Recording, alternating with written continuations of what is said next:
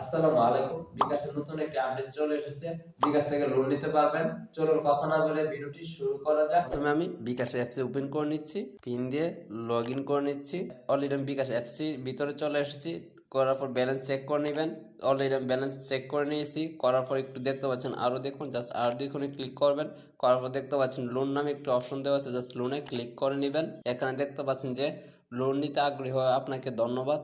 আপনাকে লোন নিতে আগ্রহী হওয়ার জন্য ধন্যবাদ দেখাইছে, তার মানে আপনি লোন নিতে এখানে একটি প্রস্তাব করেছেন।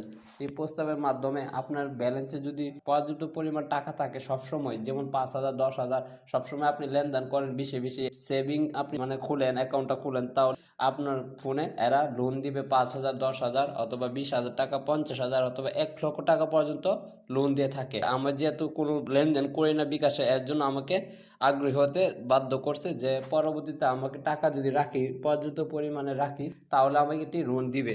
যেহেতু এটা সবার জন্য অ্যাভেলেবল এখনো হয় নাই, যারা লেনদেন করে শুধু তাদেরকে বিকাশ লোন দিচ্ছে, এটা পর্যাপ্ত পরিমাণে ব্যবহার করার জন্য। যেহেতু আমি পর্যাপ্ত পরিমাণে ব্যবহার করি না, এর জন্য আমি লোনটি নিতে পারতেছি না। জাস্ট এইভাবে অনেকের দেখবেন যে লোন দিচ্ছে, অনেকের লোন দিচ্ছে না। সো এইভাবে আপনারা দেখে নেবেন কীভাবে লোন নিতে হয় বিকাশ থেকে।